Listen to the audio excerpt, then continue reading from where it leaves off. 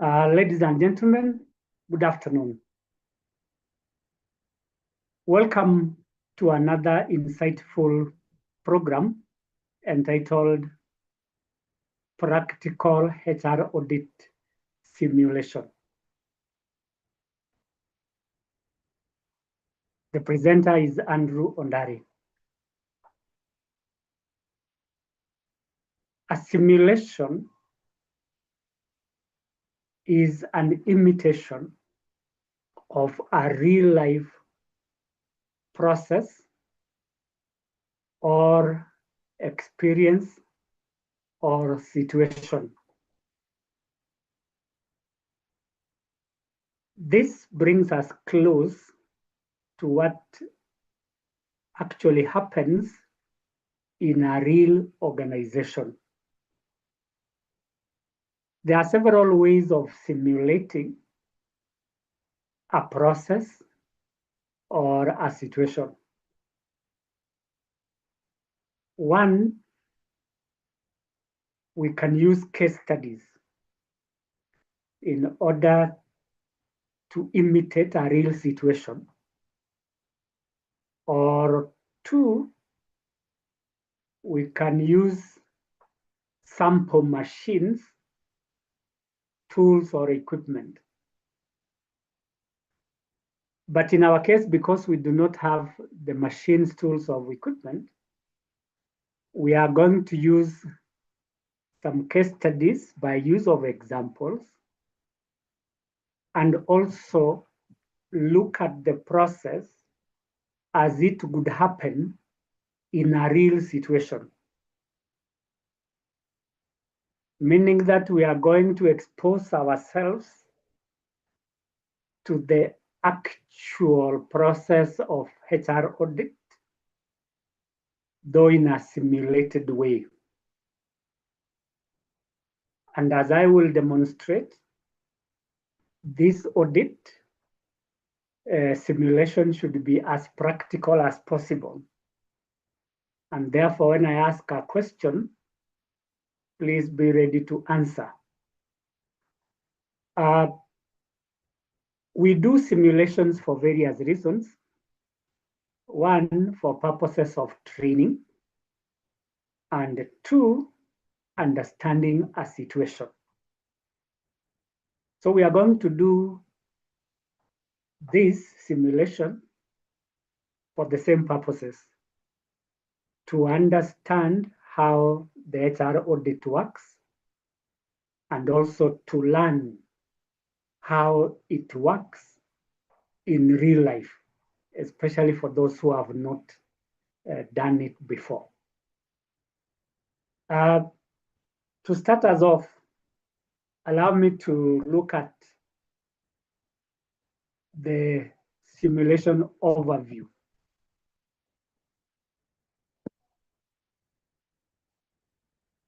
The purpose of any simulation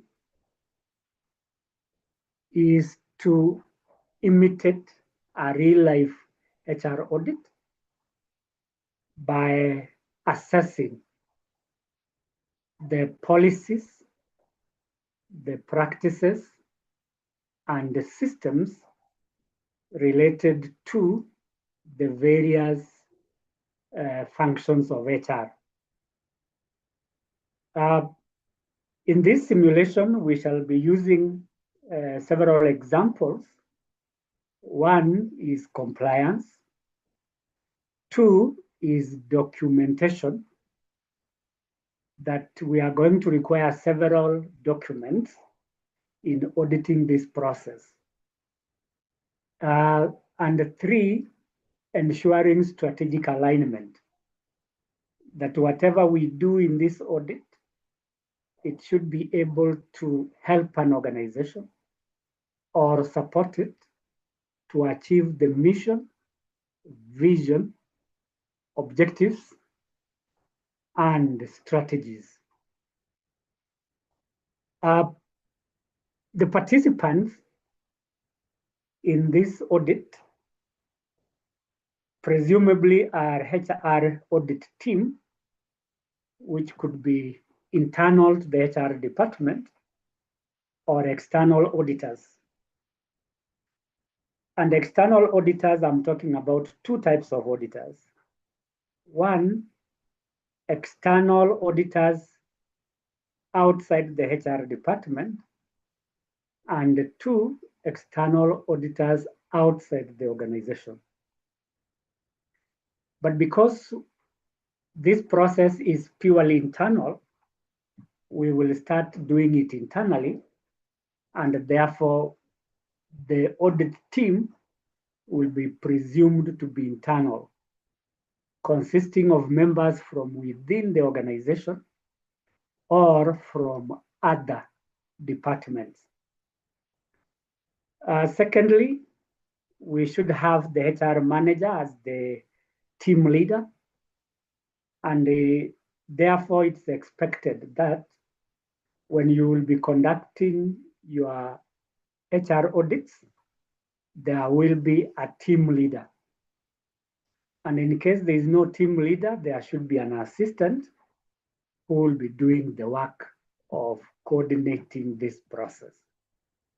Remember yesterday when we talked about developing a framework, we said that it is important for us to develop the audit team. And this team falls within a structure.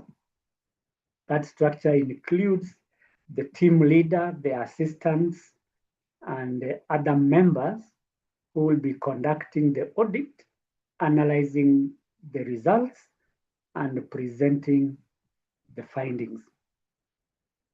Other participants could be departmental heads. We have already emphasized that for us to be successful in this audit, we should bring on board all the departmental heads like finance, ICT, marketing, if you are in marketing business, in the marketing business, or internal audit. Why do we need these heads?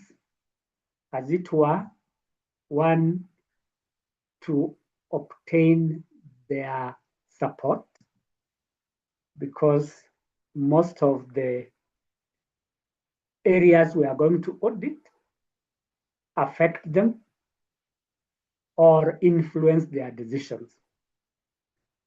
Secondly, we want their buy-in, that in case there are any recommendations which may imply change, they already are aware, and that they will be the champions of the change process which has been proposed by the HR audit report.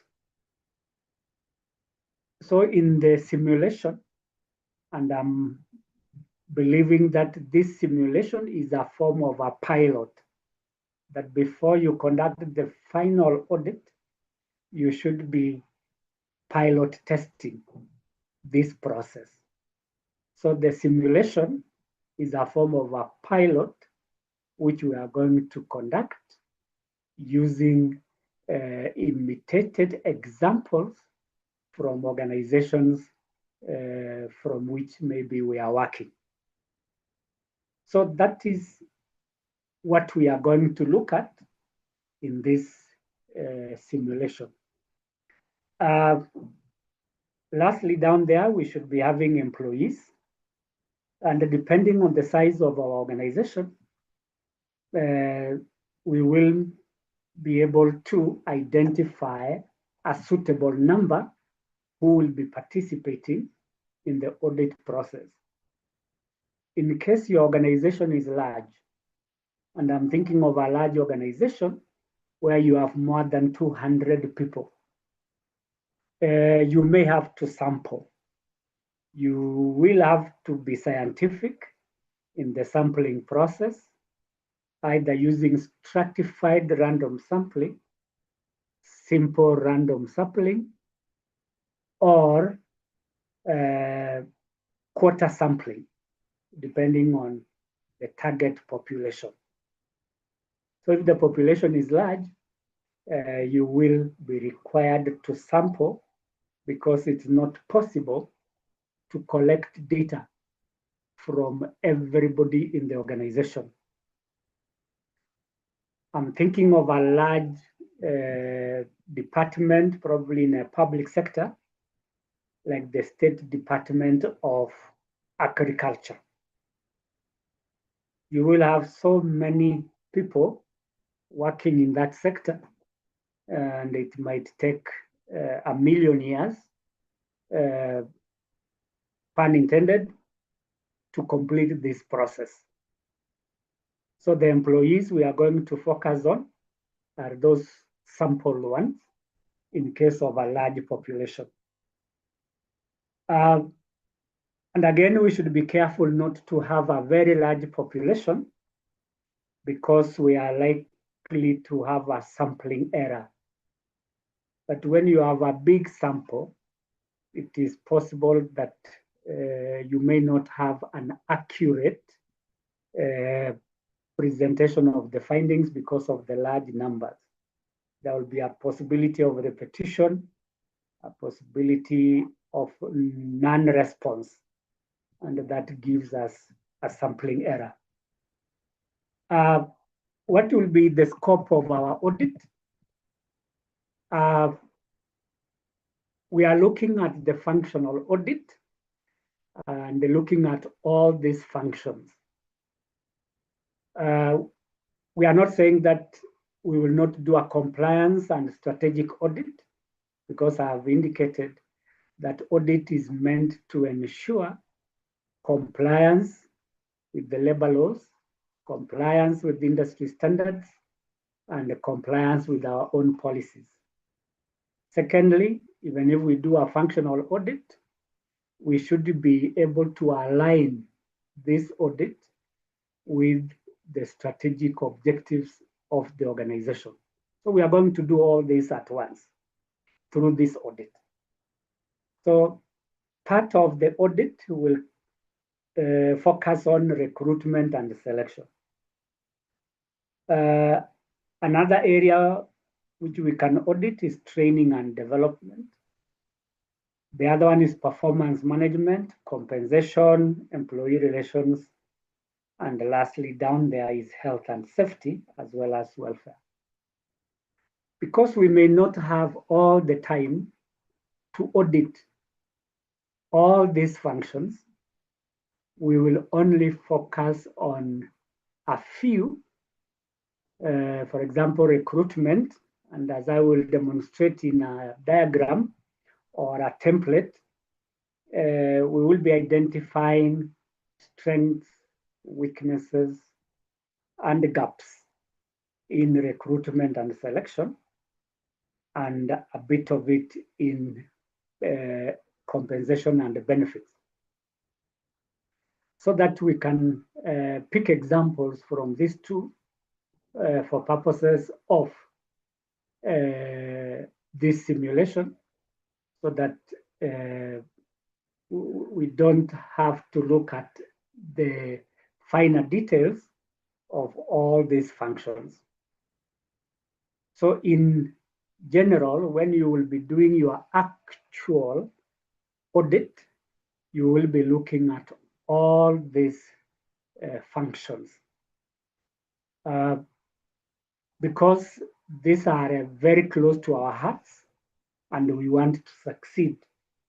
Our mandate is to ensure that we hire the right people, we develop them, we assess their performance, we pay them, we create good relations, we comply with the labor laws, policies, and standards, as well as ensuring that our environment is healthy and safe, and the well-being of our employees is being taken care of. So those are the areas in which you will be auditing. But for purposes of this program this afternoon, we will only be looking at two of these areas. What are the tools that you can use to conduct simulations? I have mentioned a number of them, 5 in number. One is the audit checklist. We will be required, for example, when we are auditing recruitment, to create a checklist of the items we are going to audit. And this checklist will form the basis of determining the existence or non-existence of these items, to identify gaps as well as strengths and weaknesses. For example, in the recruitment and the selection, one of the items in the checklist could be review of job descriptions. Why do we concern ourselves with a review of job descriptions? It is because of 3 things. One, we want to ensure that our job descriptions are current. The key word there is current.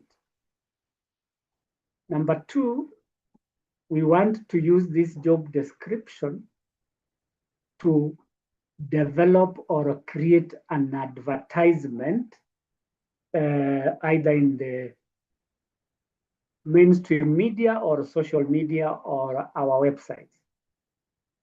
So we will use the job descriptions to advertise. And then number 3, we use the job descriptions to determine the pay that we are going to give these potential candidates. The pay will be dependent on the value of the job, and we can do this by way of job evaluation. So a review of the job descriptions is one item in the recruitment and the selection process. There are other items that we shall look at. The second one could be a clear recruitment and selection policy. The third one is the process of recruitment and selection. The fourth one is the interview process. The third one is criteria for selection, which should be objective. The fifth one is background checks to determine whether these people have had the right experience, education, and perhaps training. And the last one is onboarding. How is our onboarding like? Who are involved? What is the satisfaction level? What is the completion level, among other items? So the checklist should be as comprehensive as possible when talking of recruitment. And in each of those checklists, we create boxes where people can tick in the case of a questionnaire. But in case of an interview, we will be asking open-ended questions related to the items on the checklist. For example, if you want to ask an interview question related to the process of recruitment, you can ask a question like this, and I quote, "Kindly take me through the steps you use in recruitment and selection of new employees," end of quote. So the respondent is expected to start from the beginning to the end. And as the respondent is answering the question, you as an auditor will be taking notes. Why take notes? To ensure that one, the recruiters have knowledge of the process from beginning to end. Two, that the key areas of the recruitment process have been captured. And that three, the process is objective and measurable. So if there is a gap in any of those, for example, you find out that the person describing the recruitment process has only mentioned two of the steps and forgets about the rest, that is already a red flag. And in your audit report, you will say that the recruiters do not have a complete understanding of the recruitment and selection process. And you make a recommendation around that area. The other checklist we shall develop is compliance. Compliance, as it were, is about adherence to labor laws, policies, and industry standards. So in each of the functions that we have given, we shall identify areas of compliance. For example, health and safety, what are the areas of compliance? One is signage. Do we have appropriate signs to guide people navigate their way around the organization? Secondly, is protective equipment. Do the employees wear the protective equipment? And if they wear, how do they use this protective equipment? Because you may have something like a mask, and instead of it covering the nose and the mouth, it is pushed upwards beyond the brow, that is above the eyes, and the employee is working in a dusty environment. That may show two things: ignorance of the usage of that equipment, or two, lack of training on how they use this facility. And in your reporting, you will be showing non-compliance with the use of masks. There are other areas related to HR, rather to health and safety, like ventilation. Is there enough ventilation? Or spacing. Is there enough spacing? Why should there be adequate spacing? For two reasons mainly. One, that in case of an emergency, employees are able to get out quickly because there is enough space. And secondly, in case of communicable diseases, we are not able to transmit these airborne diseases to other people. It can be a crisis. So Health and Safety Act and the Employment Act stipulate the requirements on the part of the employer and the employee, which are actually compliance aspects. And we also look at a checklist on the benefits. Yesterday, I may have mentioned that organizations provide employees with benefits or rewards, like housing, mortgage, car loans, health coverage, among others. What are the numbers of benefits that we have? So the question we ask is, are the benefits adequate? Two, the utilization of these benefits. Are they well utilized? And three, their relationship with performance. Do the benefits enhance the employee performance, or they are there for decoration? Because ideally, a benefit is meant to motivate employees and inspire them to perform better. And there could be many other areas in which we prepare a checklist. So as you do your simulation before you start the actual audit, please prepare an audit checklist covering all the areas that you are interested in, and particularly the functional areas. Secondly, we have an interview guide where we are going to structure the interview based on the areas we are going to audit. Why should we have a structured interview? One is to ensure consistency in the way we collect our data. And two, ensure that there is no area that is left out. That when we list all the areas starting with recruitment up to employee exit, we ask questions around this. And we should be able to ask the same questions unless there is need to ask probing questions which could bring some variation. So we ask the same questions to all the participants so that we ensure uniformity.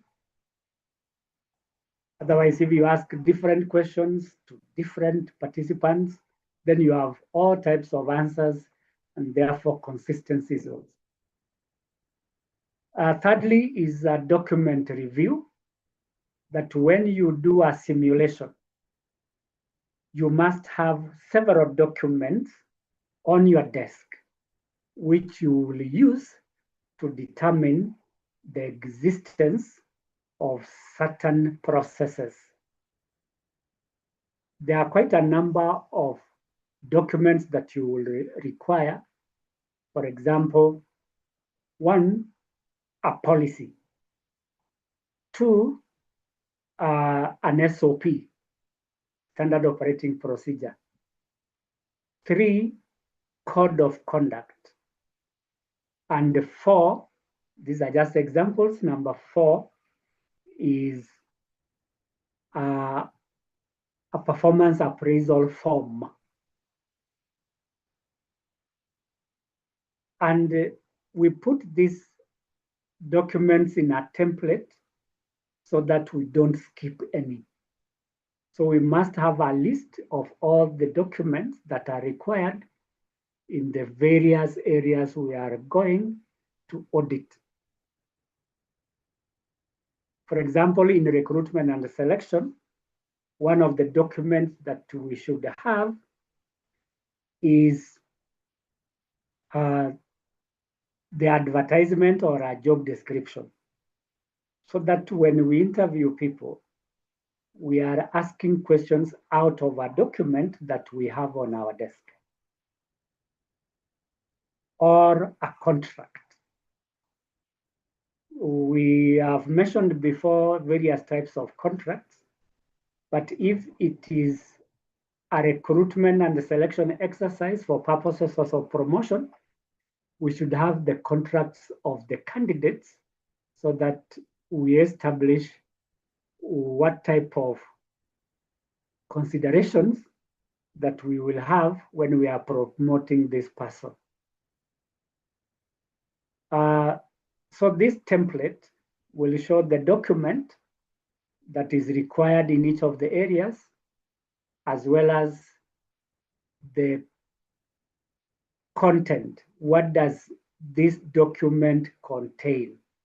So that we can tick the boxes when we ask the employees in terms of the content, or we establish the content that this policy has a few elements and this other one has very many elements. So that becomes a gap, and we can use that to make our recommendations. Another tool that we can use in the simulation is an audit report format. Earlier in the morning, we said that we should be able to have a format for our audit. Just like we mentioned yesterday, that there must be a document which is in the form of a format, which shows what we are going to do, how, where, and where. So in this case, the report format should have a section on objectives, another section on scope, and another section on findings per function, and another section for risks, and lastly, another section for follow-up. So all this will enable us to be structured and systematic in our approach to this audit. And I will demonstrate towards the end of this presentation what we are going to look at in each of these areas, like in objectives, scope, findings, risks, among others. And then lastly is presentation slides, because at the end of this audit process, we will be required to present our report, and that is what we discussed earlier in the morning, reporting. So what do we report? How do we report? To whom do we report to? What is the structure of our reporting? And we said that in terms of style, we can use a formal style, informal, or audio-visual. So presentation slides are the audio visuals which we can use to make presentations on the findings of our audit report. So these are some of the tools that we shall require. Please take note of them, that you should have a checklist. 2, have an interview guide. 3, a document review template to ensure that all the documents are there. And then have a format.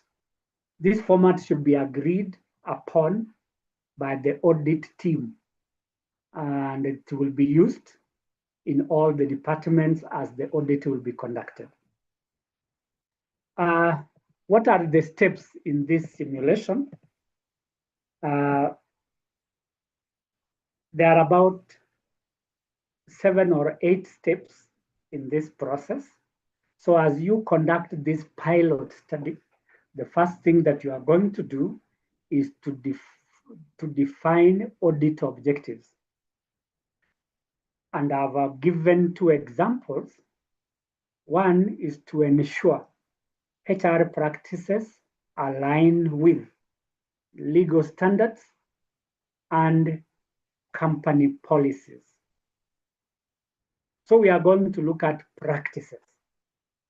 Practices in recruitment and selection, practices in training, practices in performance, practices in health and safety, as well as practices in employee relations. And then look at how they align with the legal standards. These are the labor laws. How does recruitment align with the labor laws? How does training align? How does performance align? And then we also look at the policies. How do they align with our own policies? Are they complete? Are they adhering to the policies or not? So the second objective, as I have indicated there, is identify gaps or inefficiencies in HR processes. Gaps. You can also include another objective to identify strengths and weaknesses. Because as I said early in the morning, that our reporting should be balanced and objective. Balanced because we are capturing both the strengths and weaknesses, as well as gaps and opportunities. So they should be presented in our reporting. So the first step there is to define your audit objectives. And you look at the first objective, it covers all the HR functions, HR practices, like recruitment, training, and the others. HR gaps, the second objective, gaps in recruitment, training, etc. So define your objectives. So if we were to do an actual simulation, I would ask you to state those objectives and then present them during this training. This could only happen in a physical training, but as I have indicated, we are trying to imitate or simulate an actual audit process. Secondly, we select audit tools, which I have indicated earlier. If you look back at the previous slide, simulation tools. These are the ones that we will have to identify. So select audit tools. For example, employee surveys, which are questionnaires. And when designing the questionnaires, they should be designed around the functions like recruitment, training, and others, so that we don't miss out on any of those functions. Secondly, the policy documents to be reviewed, and this will be our guides, whether or not we are complying. So policy documents are key, like health and safety records, employee files records, which are a requirement in policy, recruitment and selection records, including the policy documents themselves. What is the policy about training? What is the policy about discipline? A policy about communication. So that as we interview people, we are comparing their responses with the requirements of the policy. Another tool is interview template. And as I have indicated in the previous slide, an interview is a one-on-one process where the interviewers pose questions and the respondents answer those questions. So the templates should be designed around the HR functions. Like recruitment, and I've given a question earlier on, if you want to establish whether the process is being followed, you ask a question like, take me through the process of recruitment and selection. So that is a question that will be contained under recruitment and selection in this interview template.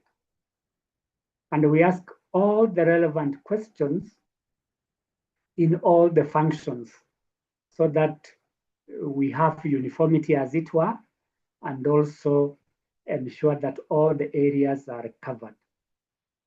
The last one is HR metrics or KPIs. These are quantitative measures, and these are the parameters that we use to measure the success of the practices or even performance. So these metrics will relate to various aspects in the HR functions. For example, in recruitment and selection, what could be the metric? As I mentioned yesterday, one of the metrics is the acceptance of offer rate. Acceptance of offer rate in recruitment and selection. So how many people accepted the job offers? If it's training, what is the training completion rate? How many people completed? If it is health and safety, how many accidents occurred in a particular period? If the period of review is 1 year, how many accidents occurred in that 1 year, say 2024, so that you can look at the numbers and take action. So the metrics are measurements which will give us an indication of how well we are doing, and that based on these metrics, we will take corrective actions. So that is the second step in this audit process, that is selecting audit tools. Step 3 is to notify other members of the organization about what you are going to do in this audit. And usually this is in the form of a memo or a letter, which is circulated to all the stakeholders. And why notify them? One, to create awareness of this important exercise that we are undertaking.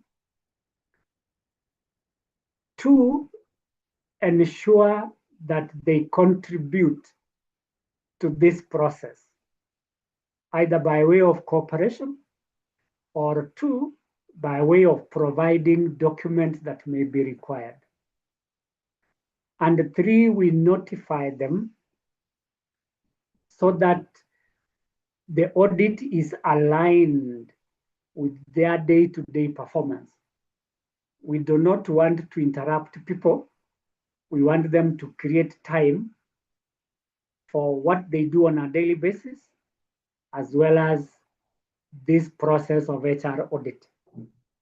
And as you can see from these two sentences, this is in the form of a letter notifying people about what we are about to do. That this is to formally notify you that an HR exercise, audit exercise will be conducted across the organization from this date to this date. And the purpose of this is to assess three things: effectiveness, compliance, and efficiency. Of what? Of our policies, procedures, and practices. So that is a very important line, which brings the attention of people to this process of HR audit. But again, we don't stop there. We must tell them what is going to happen, or the areas that will be covered. And for that reason, I've indicated what the exercise will cover in the audit. So we say that this exercise will focus on the following key areas: recruitment, employee records, training, performance, payroll, and compliance. This tells them of the scope of this audit, so that if there are any preparations in terms of documentation, all the stakeholders will be able to provide the relevant documents. So if it is recruitment and selection, there are several documents that will be required. Like advertisement, which I have mentioned, that's a document that will be required when we are doing an audit. Or job analysis is another document. Or an interview questionnaire, if there was an interview questionnaire before, that's another document. Or a short list of the candidates, that is another document. We can only ensure compliance if there is documentation of all these processes. For employee records, and I've given an example of this at the end of my presentation, that if the records are not well kept, then it becomes the focus of this HR audit. So those people in records management should be able to put their records in order so that when the audit is done, we are sure that all the documents required are there. The same with the training, performance management, and others. This is just an example of a notification. So there are other statements that you will make after these key areas, like the purpose of conducting that, and what will be the expectation from the people involved. For example, we'll write another statement after these focus areas that all of us are expected to comply with this notice and provide all the relevant documents that may be required by the audit team. So that is a notification, and there is a sign off because this is in the form of a memo. Somebody must sign. And who will be signing this? It should be the HR manager, because this audit originates from your office. There's another aspect, employee relations and grievance handling. That's another area that is covered in this process. Before I ask anyone with a question, I want us to look at the data collection phase. The first step we said is to establish the objectives. The second phase step is to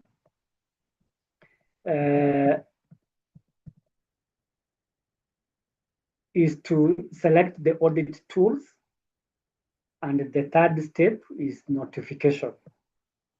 After we have notified this, we have now made the necessary preparations in terms of planning. So the next step is to collect data. So what are the aspects that will be captured in data collection? One is a document review. Before we go to interviews and observations, we review existing documents, so that as we go out there to interview and observe what is going on, we already have some background information of what is going on in all the areas of focus.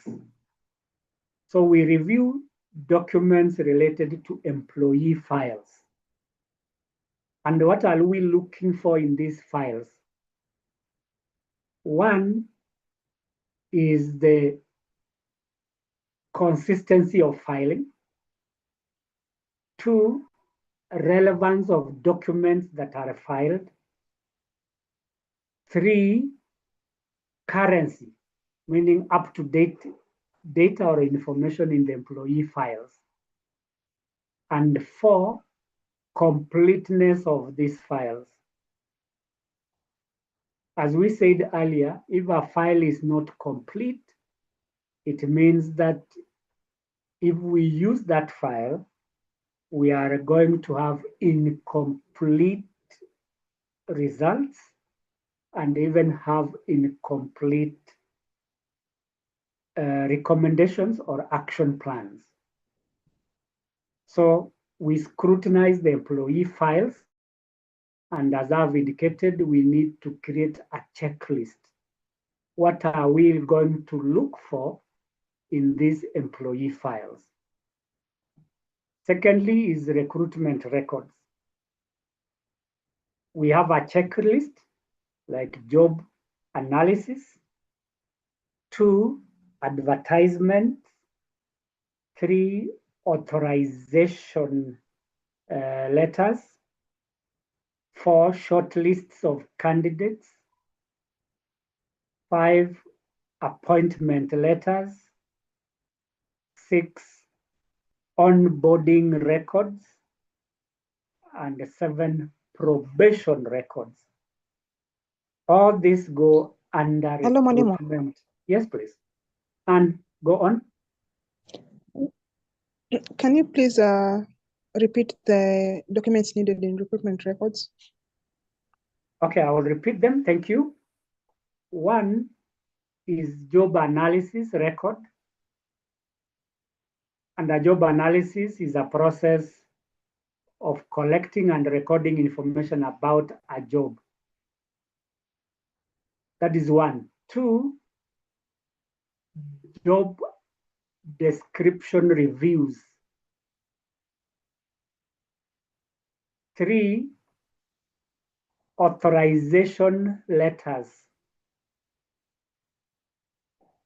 4, advertisements of vacant positions. 5, a record of shortlisted candidates. 6, appointment letters. 7, onboarding records. And 8, probation records. That is where the recruitment and selection ends, after probation. And again, if I may take us back to what we discussed earlier, probation is intended to identify or establish the quality of the new hires. Are they able to produce the results? Are they doing the jobs for which they were hired? Are they team players and all that? Probation. Allow me to mention something that I've mentioned in relation to a record of shortlisted candidates. It is good to look at this record. Why? Because we want to be sure that those who were shortlisted were interviewed and one or two of them were eventually selected. There is a possibility that somebody can sneak in a name which was not shortlisted, and this person ends up being appointed or offered a job. And this is in the spirit of transparency. So I guess, Anne, I've answered your question. Anne? Yes, Mwalimu, you have. Thank you. Training logs. These are records of what we do in training. What could we be having or looking for in this training?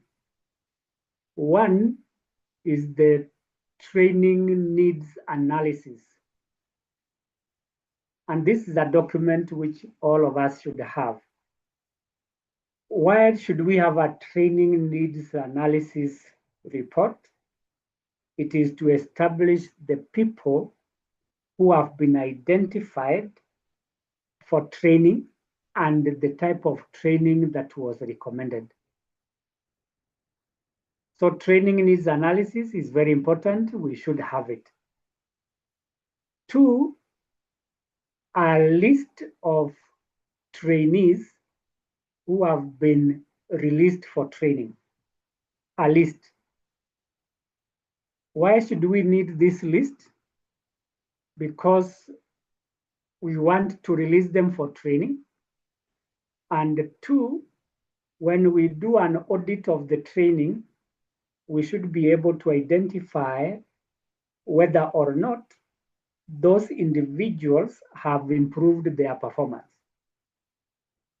Because we took them for training, they should be able to perform. We also need this list so that we don't duplicate trainees, that everybody is given an equal opportunity to be trained. So the second item we should be looking at is the list of trainees. Number 3, existence of training materials. This could be notes, this could be manuals, this could be policies, or it could be PowerPoint presentations like the ones that we are having. So that is another item that we should be looking for in data collection in relation to training. Another aspect is the trainers. The trainers can be internal or external.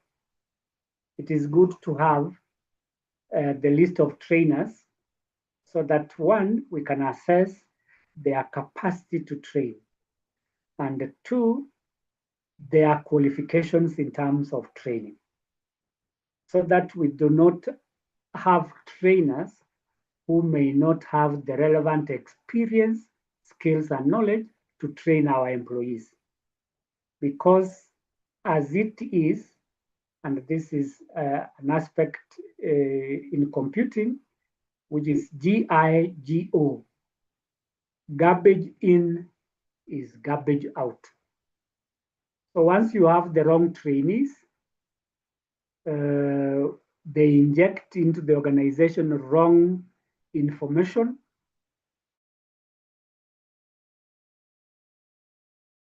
in terms of performance or service delivery. So that is why we need to have a list of trainees. The other aspect that we should be looking for in training could be a training evaluation report.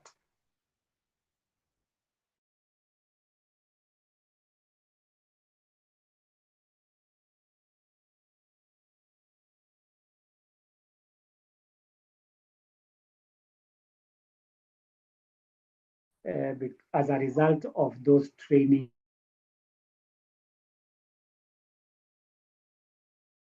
They give us information related to the efficiency and the effectiveness of our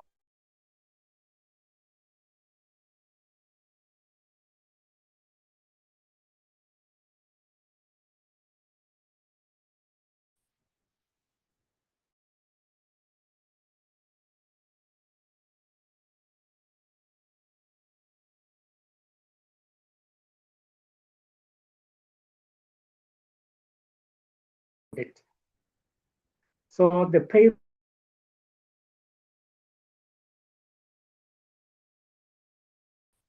individual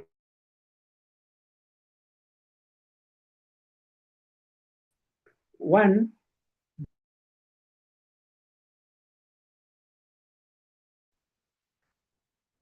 two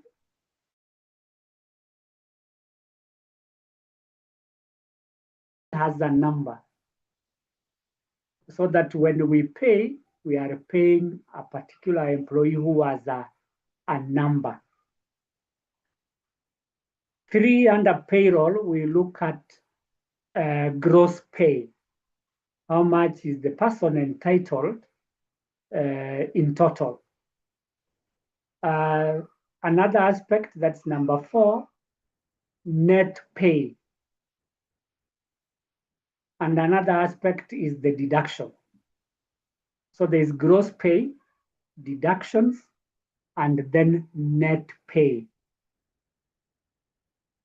And because of the need to comply, the net pay should be compliant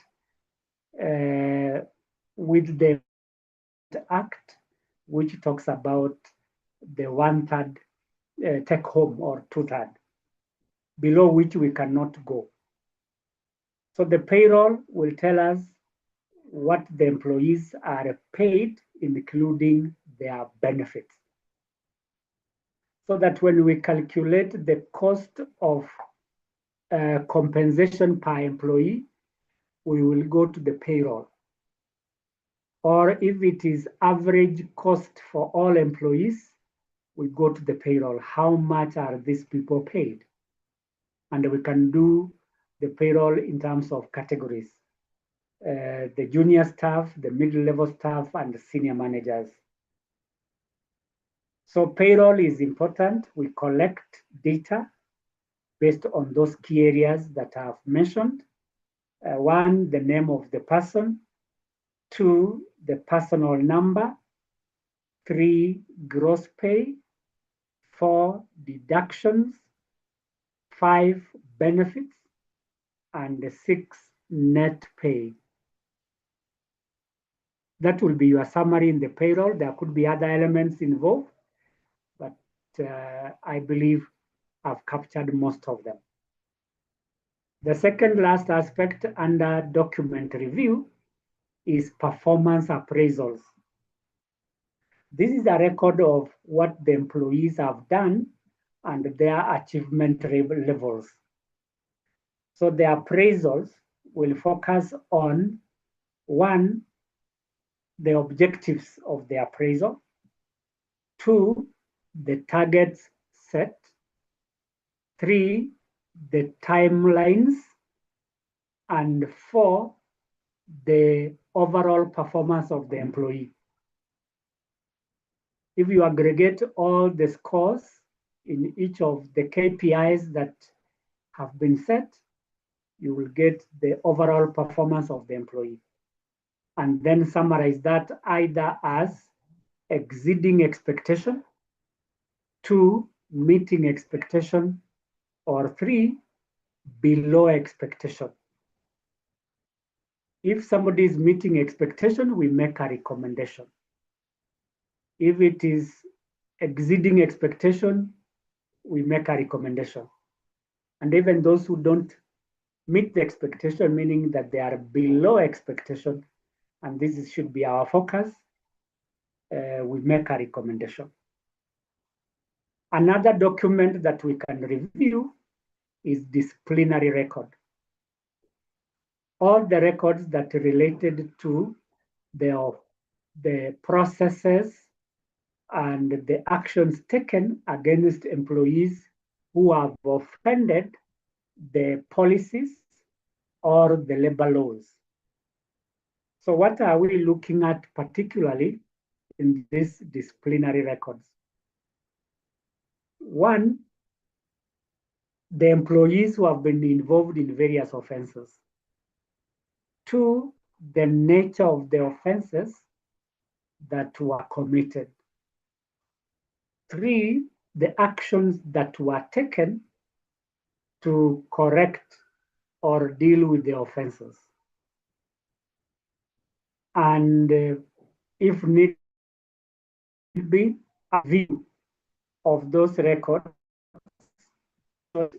If there are records that are over a period of time, depending on your policy, you should be able to strike them out because they are irrelevant. And if I may ask a general question now that we talk about disciplinary records, how long should a disciplinary record exist in our files? Anybody can answer.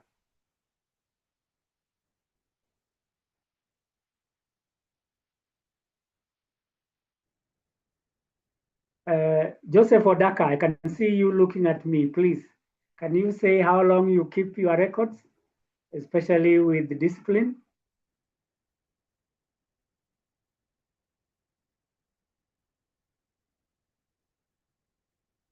Kindly put on your mic. Joseph, put on your mic, I can't hear you.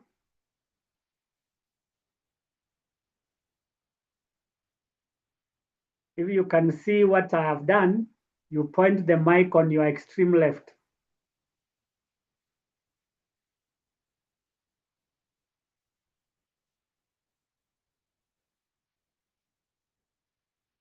Sorry, we can't hear you.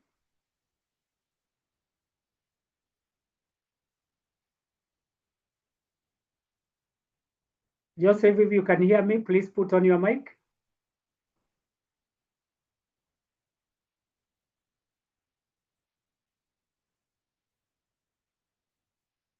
Okay, it seems that he's having challenges there.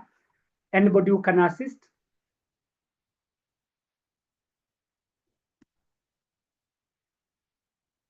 Adan, I would like to hear your voice this afternoon. I heard it in the morning.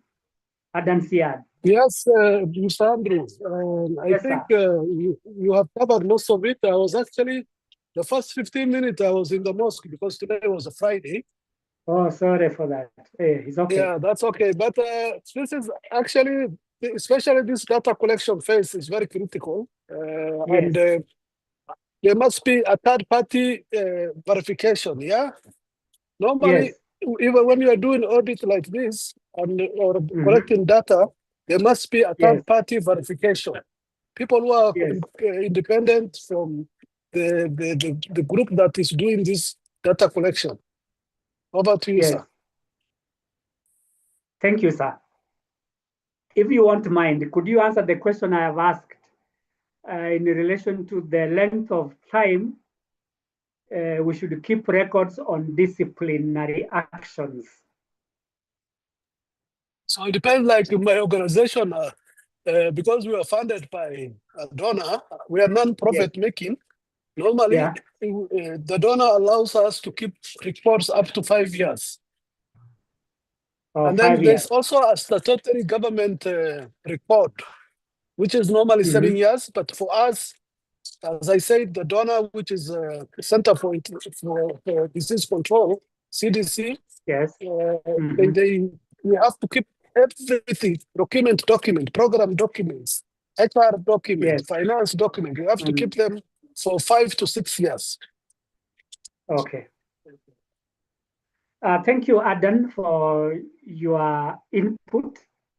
And yes, you are right. According to the Data Protection Act, and again, depending on the industry, like banking or service industry, we are required to keep records for a period of 7 years, depending on the industry, others 5 years.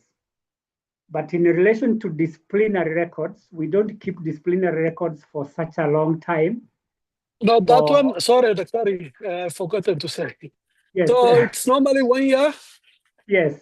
If the person has not done another mistake, and then it's normally removed from the system. Yes, so there's a window period up to 12 months.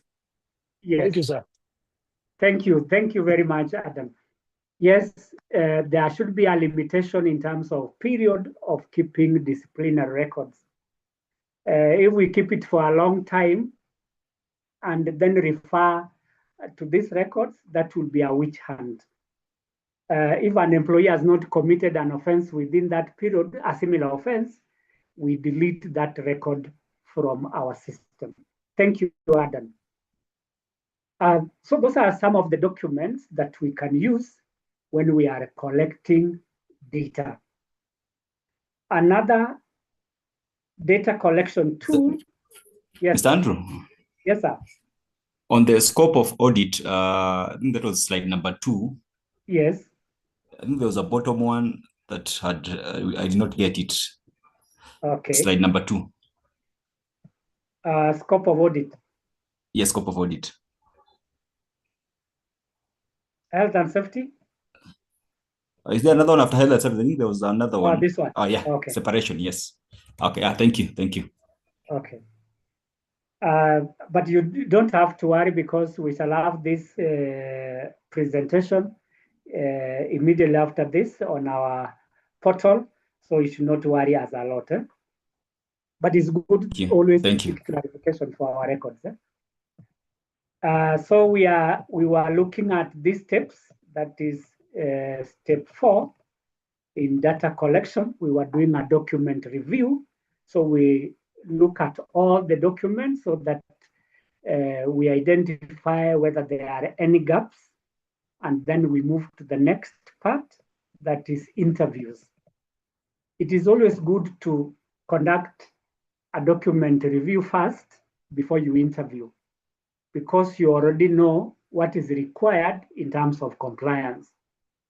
So an interview can be between the HR managers and other employees, or line managers, or the sampled employees that I mentioned. So the interviews, especially for HR manager, could be on policy implementation. So you ask questions related to policy, like who formulates the policy in HR? 2, how is it formulated? 3, when is it formulated or reviewed? 3, who implements these policies? And 4, what are the implications for non-compliance? Those are questions that you can ask a HR manager in relation to policy. Line managers could be asked questions related to performance and job descriptions. The line managers mostly are the supervisors, and therefore they should have a deep understanding of how employees are performing. For example, what is the process of a performance review? 2, what documents do we keep in performance reviews? 3, how do we develop the targets and KPIs? Or 4, how do we present our findings for the next cycle of performance? And again, those are questions that we could ask before we go out there for an actual audit. On job description, you can ask questions like, 1, when were the jobs reviewed? 2, who reviewed the job descriptions? 3, how accurate are the job descriptions? And 4, what is the relationship between job description and performance? Because we want to establish whether these job descriptions are helping people to perform their jobs effectively. And then from the general employees, we can pick a sample of them. If you have so many of them, like 500, you pick 50, which is 10%. 50 is a representative number. So you ask questions to these sampled employees, and again, based on the areas that we are covering, or the 7 areas that we said, like recruitment, training, up to the last one, health and safety. So what are the tips when you design your interview for audit?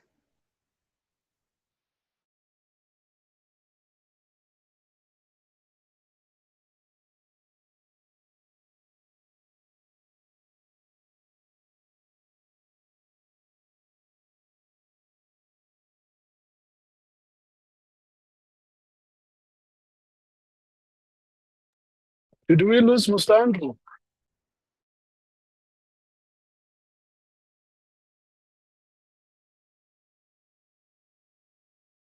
I think so.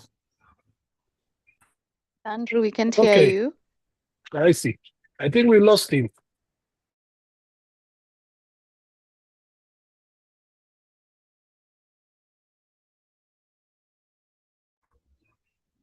I think he dropped. He'll be back. Relax. These things happen.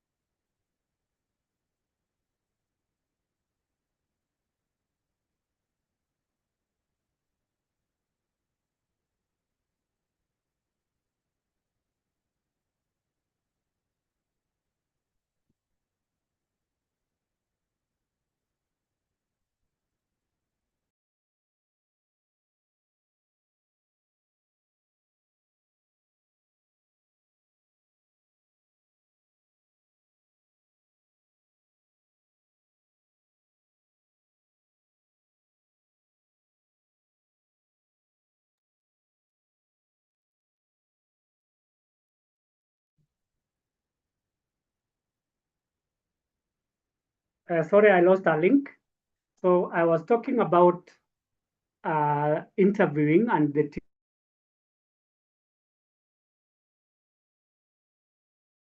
for the purpose of auditing the HR function. And I was in the process of saying that as much as possible, ensure that you are neutral in the way you ask the questions. Do not be biased. For example, asking a question like this, and I quote, "You agree with me that the policies of this organization have failed end of quote. What you are asked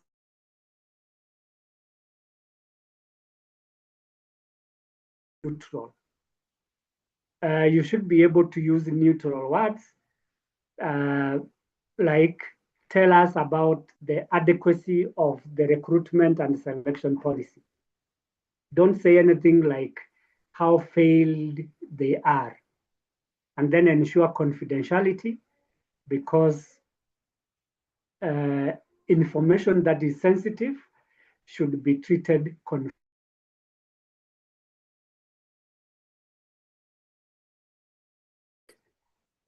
Which means that you have to develop a checklist for all the areas that we are auditing to ensure consistency.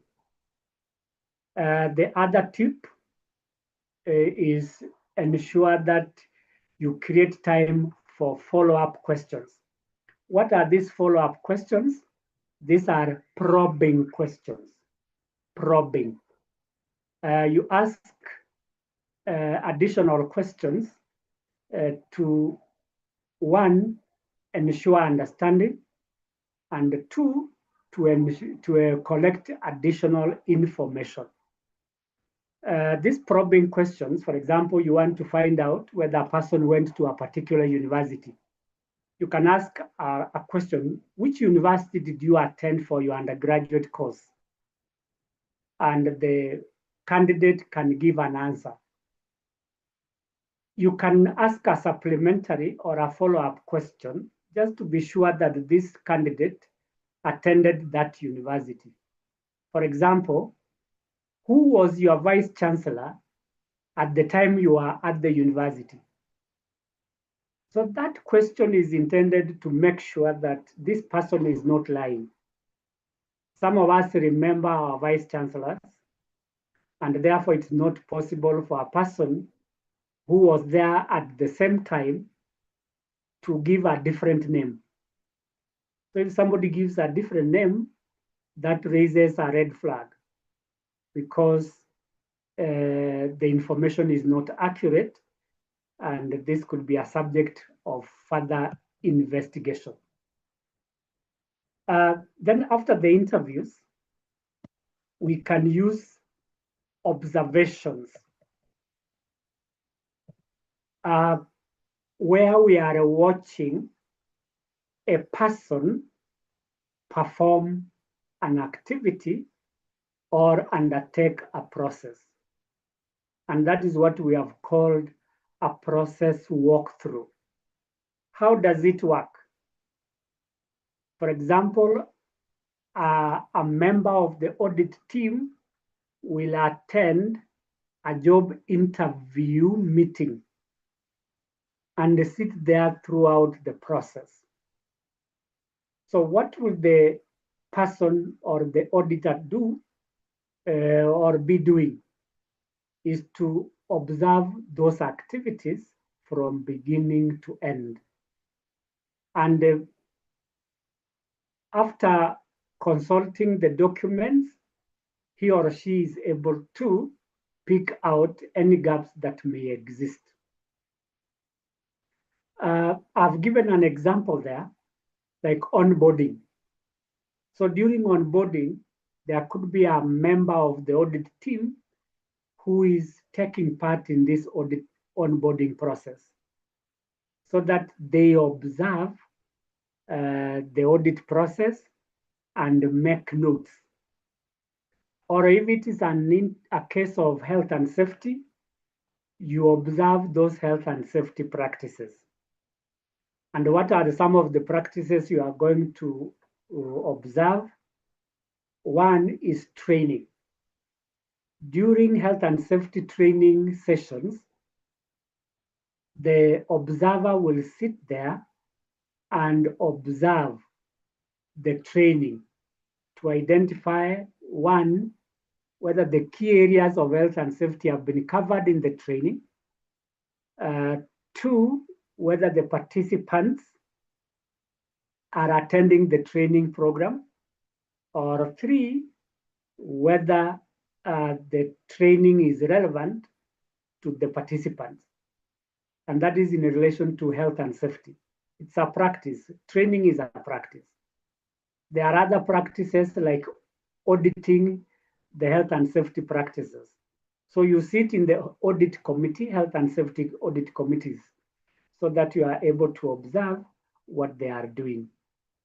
Lastly, as an example there, I have given exit interviews that sometimes we may have to invite a third party to sit through these exit interviews. Why? Because we want to make this as objective as possible. It is not the HR manager only to do this. So during audit, you can also sit in these exit interviews and observe how the interviews are being conducted. So what will you be observing? One, the structure of the interviews. Two, the type of questions that are asked. And three, the responses that are given. And four, whether or not this interview is being documented or recorded. So that at the end of this exit interview, we will have captured all the relevant information that will help us to make important decisions so that we can prevent further exits. For purposes of objectivity, there are several points to note. One is recording of actual behaviors. Where possible, an audio record can be done. If not audio record, it can be a visual record. If not motion pictures, which is audiovisual, it can be pictures. For example, you are out there to observe whether there are emergency exits in a building. Because we cannot record it using paper and pen, we use a photograph to demonstrate the existence or lack of it in a building. Usually the emergency exit is outside the building. So most tall buildings in town, I'm sure all of us have observed that they have external exits. That in case the internal emergency exits are blocked, people can use the external emergency exits. I can give you a personal example and experience. At one point, I was working on Union Towers on Moy Avenue, and there was a fire in the basement of the building. There was a lot of smoke coming from down there.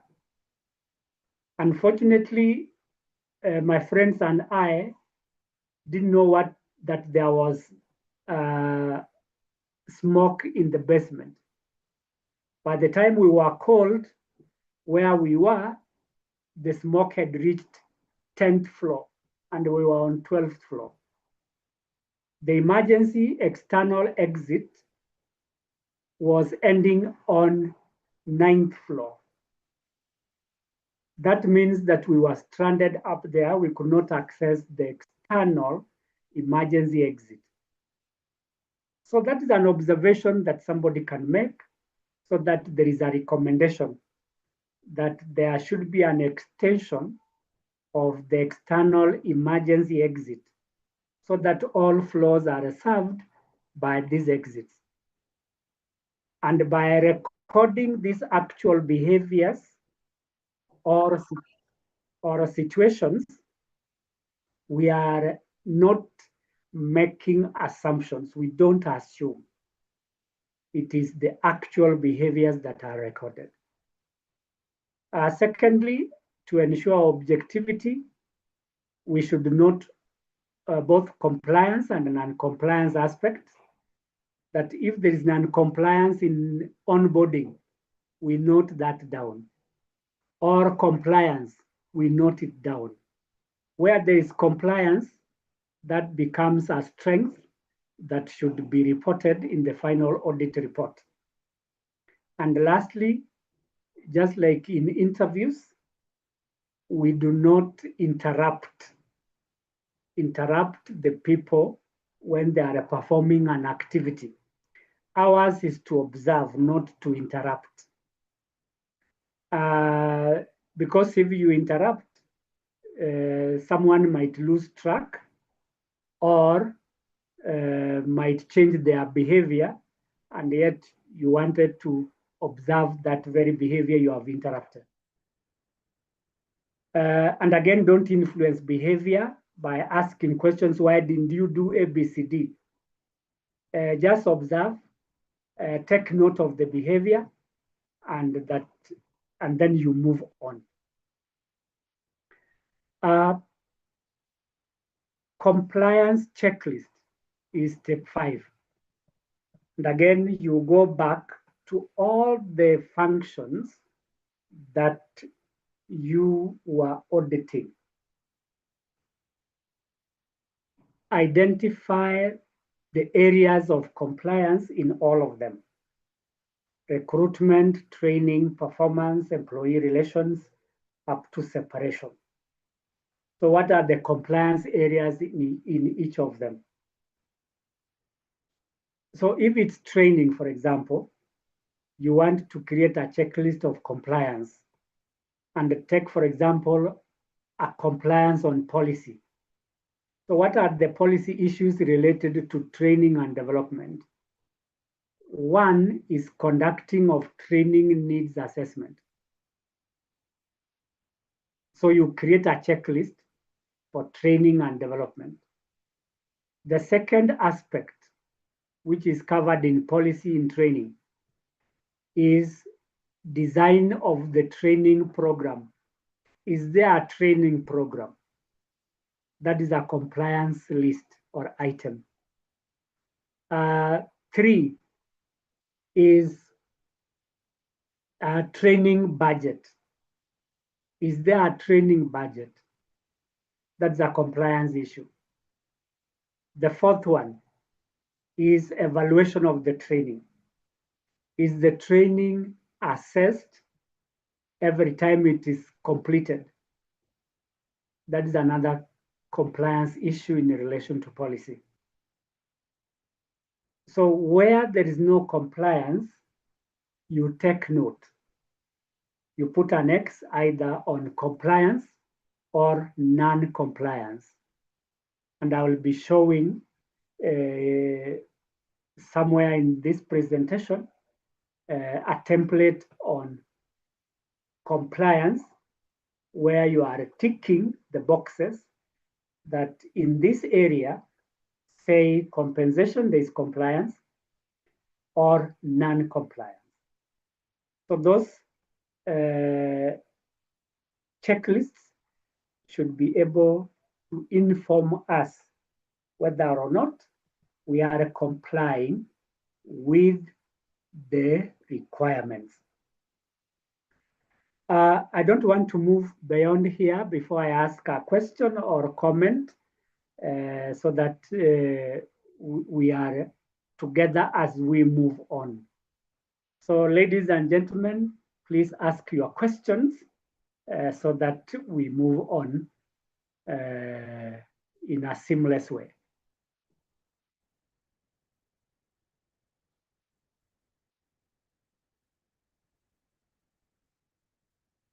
Anybody with a question or a comment?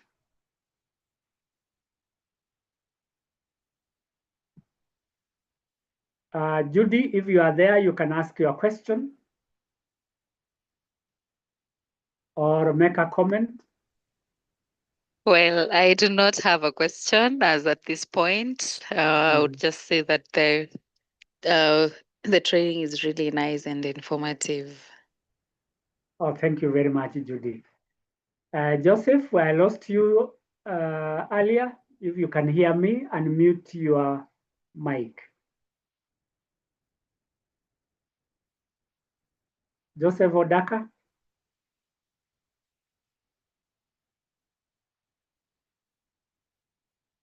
It looks that you still have a challenge. Rosalind?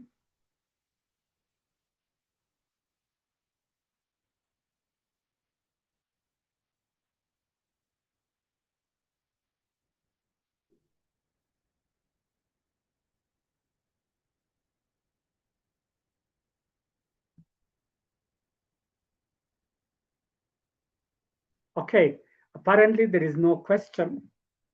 And in the absence of a question, we move to the next slide.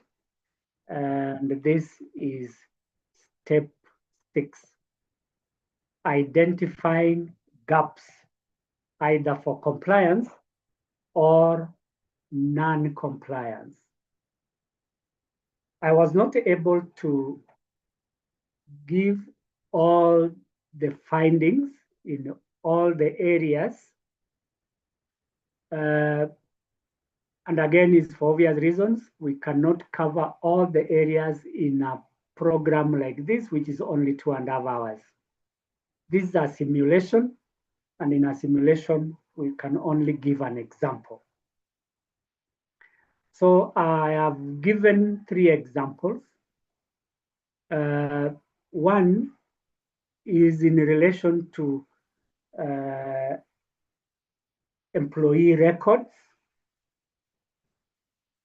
And one of the observations that has been made is that 15% of staff files lack academic certificates. This is a very serious omission,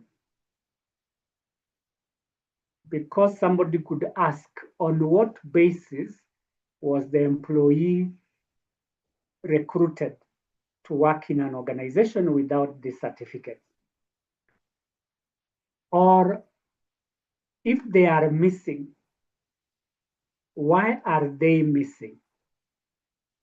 Because probably they are misplaced during a system changeover, or they were withdrawn by the data subjects, that is the specific employees who withdrew them.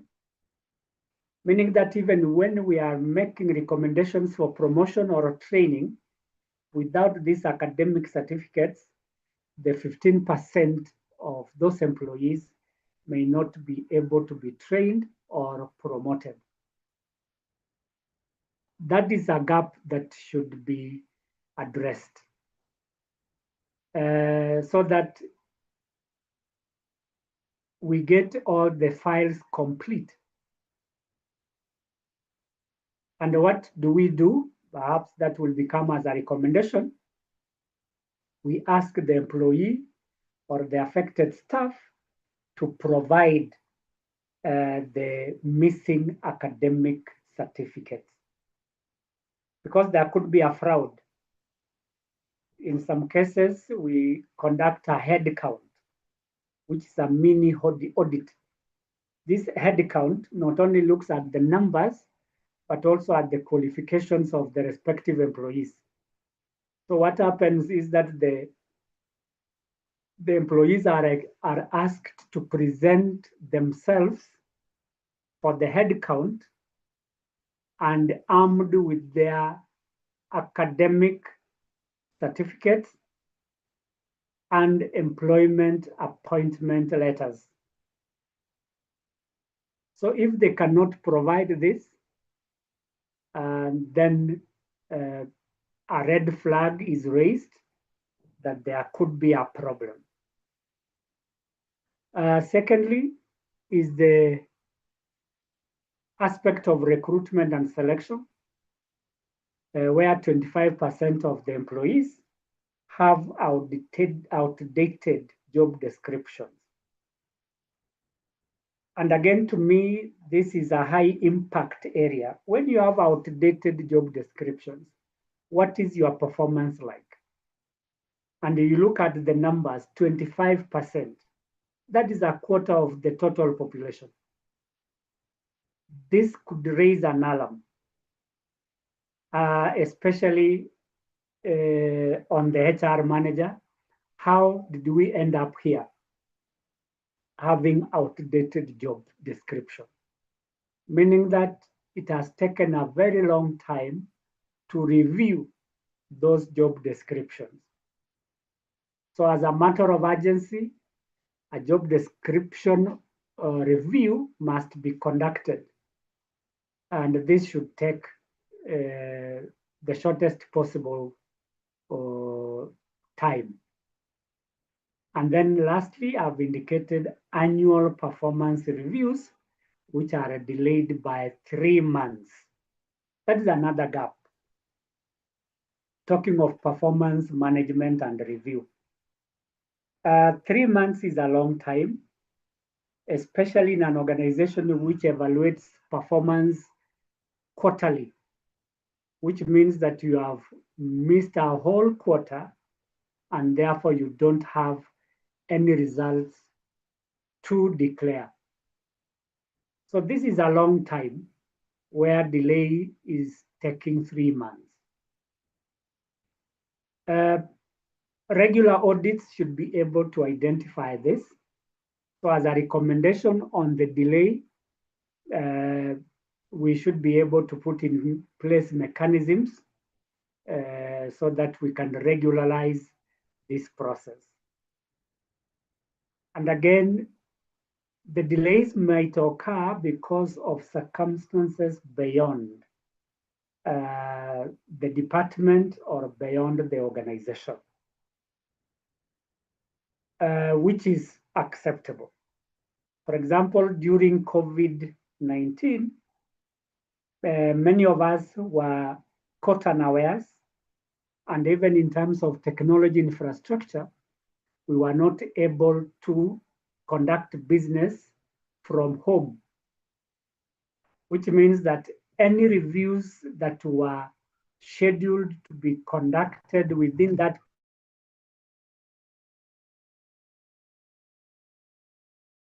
understandable. That does not mean that we stop. We have another opportunity when things have cooled down so that we can proceed. Step 7 is benchmarking, and I've said it's optional, and that is why I don't have a lot of content. You can benchmark as a way of identifying those best practices, especially with those organizations who are best of class. I've only identified one, for example, 20% of our staff turnover compared to the industry average, which is 12%. If you look at the figures, our turnover rate is higher compared to what others have. 8% is a high rate, which we need to bring down. And again, we need to borrow best practices. How are the organizations in the industry able to reduce or maintain their performance reviews at 20, rather their employee turnover at 12%. So 20% is very high. If you remember, I mentioned this yesterday, the turnover rate should be less than 15% in almost all industries, which means that we must have 85% retention rate. Beyond 85 or below 85, we are doing poorly.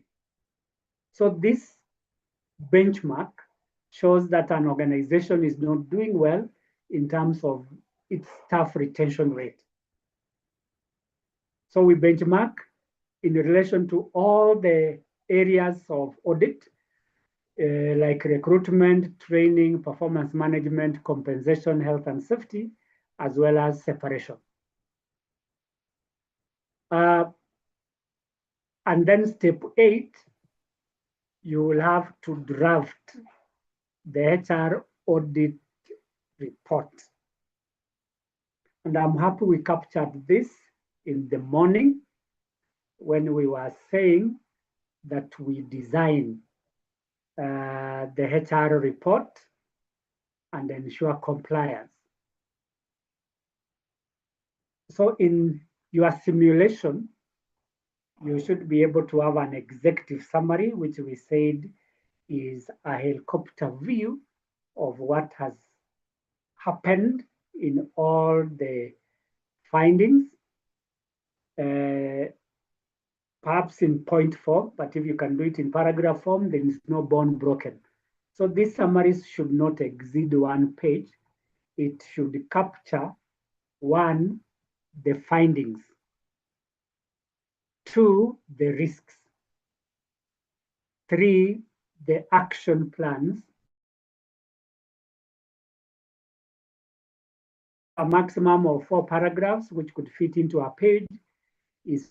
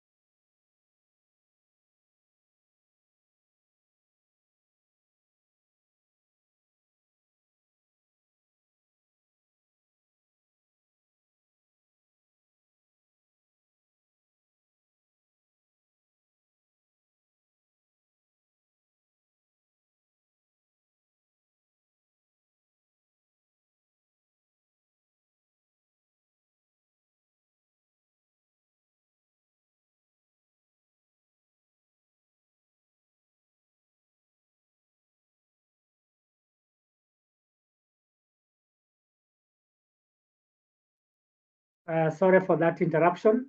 There is an instability in my network. So these are the elements that will go into our report when we are doing a simulation. That this is what we should have in terms of content, executive summary, scope, key findings, risk implications, recommendations, up to the appendices.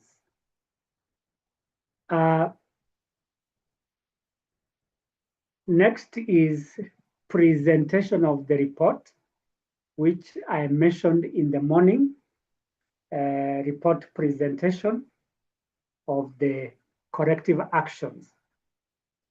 And here we are going to simulate non-compliance or compliance. And I've given an example there that in 4 out of 10 sampled recruitment cases, required interview evaluations were either missing or incomplete. There was no evidence of suitable scoring criteria, and 2 cases, which means 2 of the 4, lacked proper documentation of shortlisting criteria. And what is the risk here? It raises concerns about fairness and consistency in the recruitment process. So we are talking about missing or incomplete evaluation criteria. And 2, proper documentation. These are non-compliance issues, particularly with regard to policies. So what are the risk implications based on that excerpt? 1 is the legal or reputational risk, because we are likely to be sued if the criteria used was biased or was missing. 2, non-compliance with internal controls means that we end up with the wrong person. 3 is increased exposure to discrimination, which is against the Employment Act. And lastly is a reputational aspect, where we are not able to attract and retain qualified talent. So that is a risk related to the case that I've given. What are the causes? Because when you are doing your reporting, you must identify what you found out, two, the risk implications, and three, the causes, and then next, the corrective action. So what will be the cause of this? One is failure to adhere to recruitment and selection policy. And the reason is lack of HR oversight. That if we do not regularly audit or even monitor our activities, we end up having such a problem. Another cause is an awareness of the interviewers of the process. So what could be the cause in terms of awareness is lack of training. And lastly is the absence of internal audit trail. That as we start this audit, it will form part of our audit trail. That we now have a record of what is going on in all the departments in relation to recruitment, training, performance management, and others. So when we conduct audits on a regular basis, we are able to identify these issues on time and then take corrective action. So the corrective actions are the recommendations that in relation to the finding we gave is that we retrain all the panelists involved in recruitment. What do we train them on? Standardized selection procedures. That means SOP on selection. Another recommendation is mandatory use of interview evaluation template. And as I mentioned earlier, an interview is one of the tools used to collect data. And we should use it as a template. And this template contains standard questions which potential candidates are asked so that we ensure consistency. And as a recommendation, we also introduce a recruitment documentation checklist. You remember I mentioned in the process of data collection, we have a checklist of all the documents that are required, one of which is recruitment documentation checklist. So this checklist is very important because we shall be ticking which of the documents exist, which one do not. Because if I go back to what the problem was, we should be able to look at it. You can see that required interview evaluation documents were either missing or incomplete. So we are making a recommendation on that particular aspect where we are saying that we should have a document checklist related to recruitment. Lastly, we conduct random audits because if you look at what I have just mentioned about the causes, is the absence of internal audit. And that is why we are making a recommendation there as performing random audits as a way of continuous monitoring to ensure that everything is on track and there are no missing items. Because we are talking about recommendations, we should be able to assign responsibilities. Who is the person responsible for recruitment and selection? It is the HR manager and the talent acquisition head or lead. Because it's about recruitment and selection, the person who is squarely responsible is the HR manager, and secondly, the talent acquisition head. Then we give the timelines. I've shown there in a clock, immediate training, which should start within 30 days.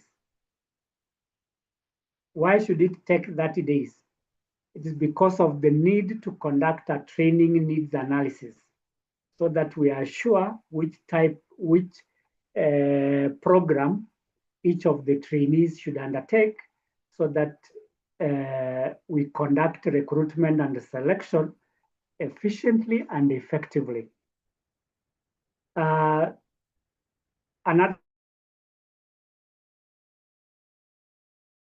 begin in Q3.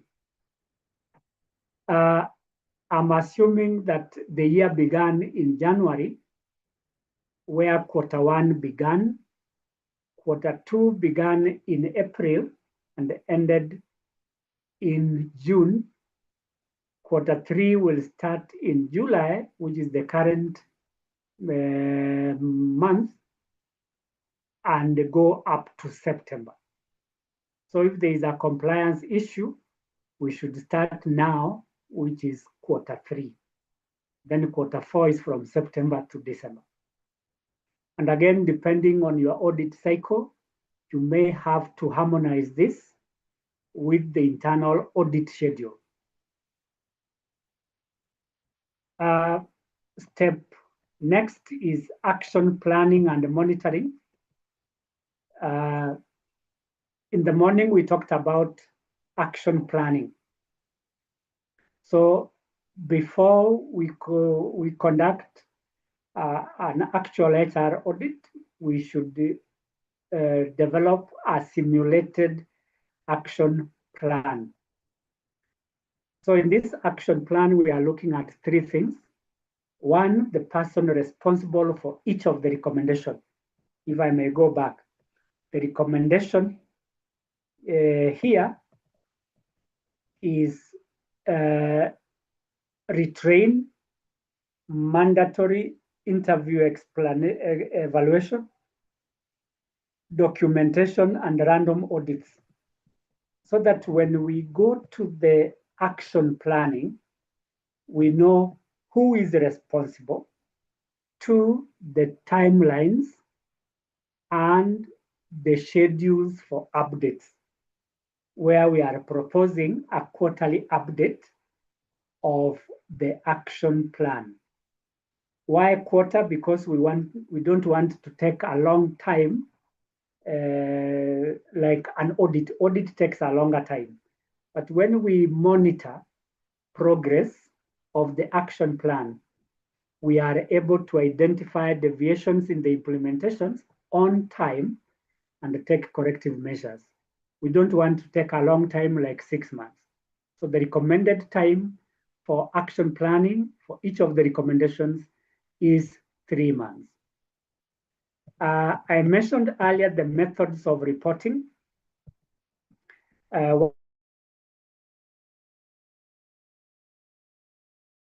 Presentation slides for visuals. Another one is the use of dashboards, which is in the form of a portal where we post this audit report. We can also summarize this report in the form of tables where we are showing the actions, the people responsible, the timelines, and the status of the actions that we have recommended. 3 is verbal briefings, which we said that it could be managerial meetings or board meetings or employee or staff meetings. So these verbal presentations also play a big role in creating awareness of what was found out and what is the way forward after the audit. Emails are also another way, but again, we need to be concise because emails cannot take long content unless we are attaching documents. And this document is this report. Yes, we can attach a document, but again, we should be specific on the recipients of these emails so that we don't give unnecessary details to people who don't need the details. And then reporting systems. We are talking about internal platforms where we use automated systems like document management systems so that we are able to access the documents as and when we need them.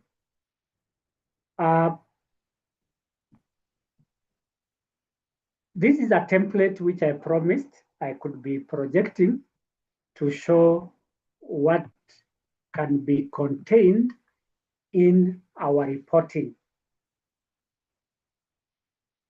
This is the title page. If you look at it, the title could be Audit of Functional Audit of the HR Department. The organization, you give the name of your organization. The audit team, you mention the key team leaders. The date of the audit, you show that at the bottom of the document.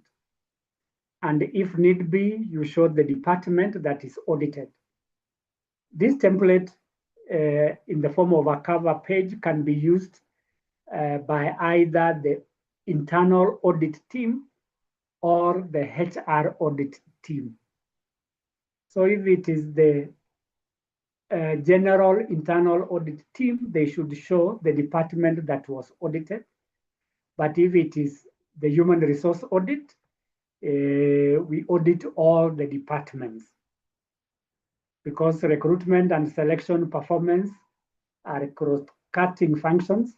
So we audit all those departments. Secondly, is a template on the scope and objectives, where we are looking at the area which is being audited. For example, recruitment and selection. What do we assess, or what are the objectives to assess fairness, documentation, and compliance? If it's employee record keeping, the objective is to review the completeness of the files and the compliance with the legal standards. For performance appraisal, we look at the timeliness and documentation of evaluations. Training, the objective is to verify attendance of training programs and the relevance to the job roles. Exit interview, we are looking at the consistency of the interviews, documentation, and the clearance process. In every exit, whether it is voluntary or involuntary, we should be able to document and also clear all the people who are exiting.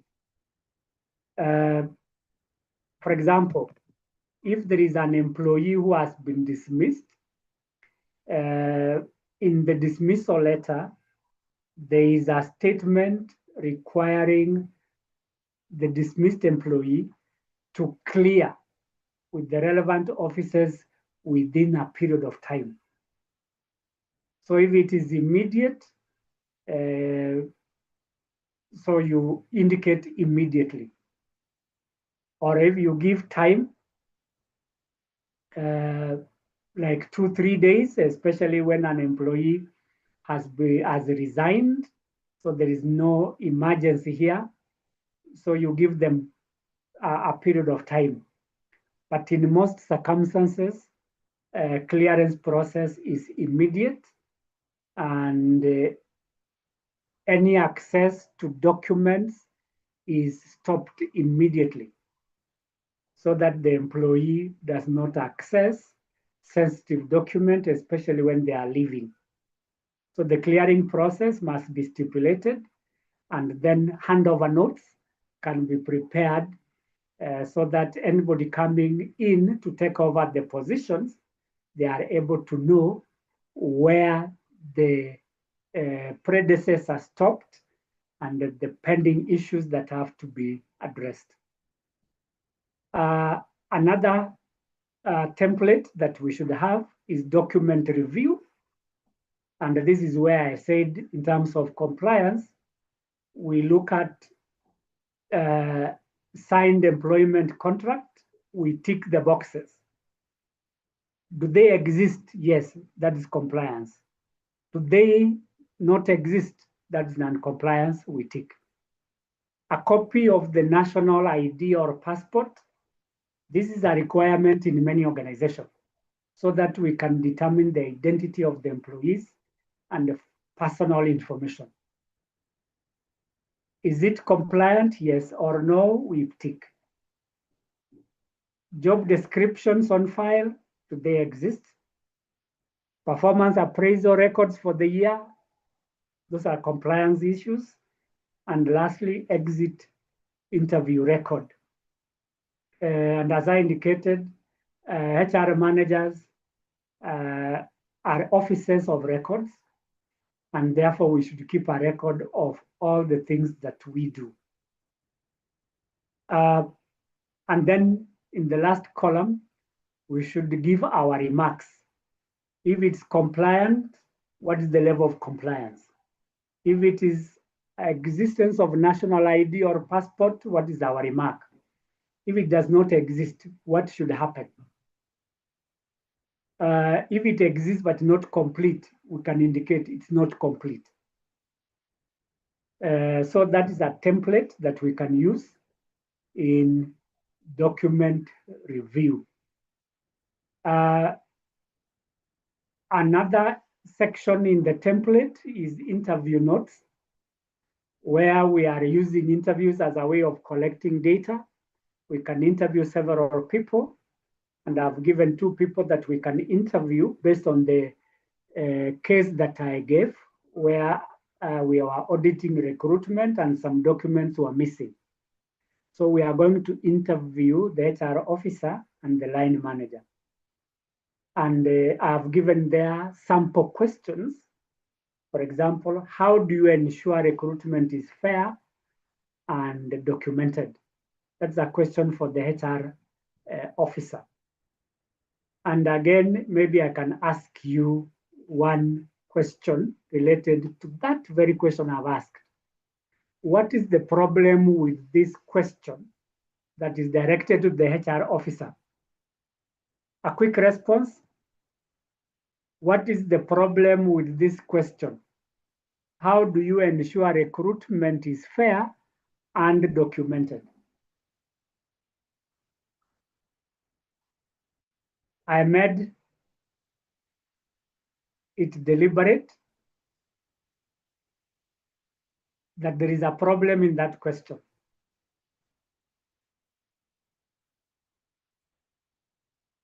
Anybody to answer that question? What is the problem with the question to the HR officer?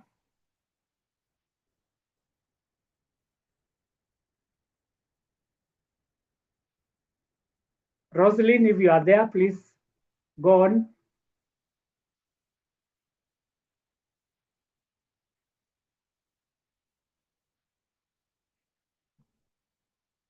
Okay.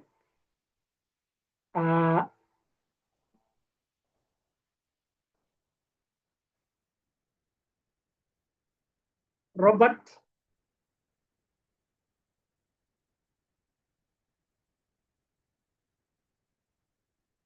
And Monica?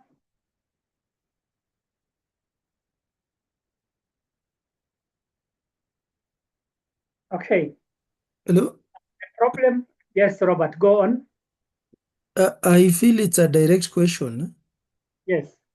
And if you ask such questions, then you'll be directly maybe be able to find out the issue Mhm. in the recruitment process. So I feel it Yes. should be kind of indirect question so Mhm. that you're able to gather as much information as possible. Thank you. Okay, thank you, Robert. That is a direct question. And as HR auditors, please ensure that you ask direct questions. If you ask the risk of being ambiguous, and the answer you will get will be ambiguous. Be as direct as possible. But I could answer or I could say this. This is an interview. And in an interview, you ask one question at a time. We have asked 2 questions using 1 question mark. The question of fairness and the question of documentation. So please, when you are doing an HR audit using an interview, please ask 1 question at a time. This is an interview, and perhaps the employee is not recording the question. So we could divide this question into 2. One is asking, how do you ensure that recruitment is fair? And secondly, how do you document recruitment and selection process? Or what are the documents required in recruitment and selection? So those are 2 questions, but here I used 1 question mark. Yes, sir. Yeah, Adam here again. Yes, Adam. So I think it's also good to rephrase the question. Yes. So, so that it is not like intimidating. I think that's one thing also. Yeah. Yes. But overall, normally when you are expecting, unless there is what do you call a surprise audit, and that's in the awareness of the team, the HR team, Yes. then I could expect such questions. But normally, if you are expecting an audit, whether financial, whether program, whether HR or procurement, normally you prepare all the internal audit person must prepare these people must prepare them for the external audit, right?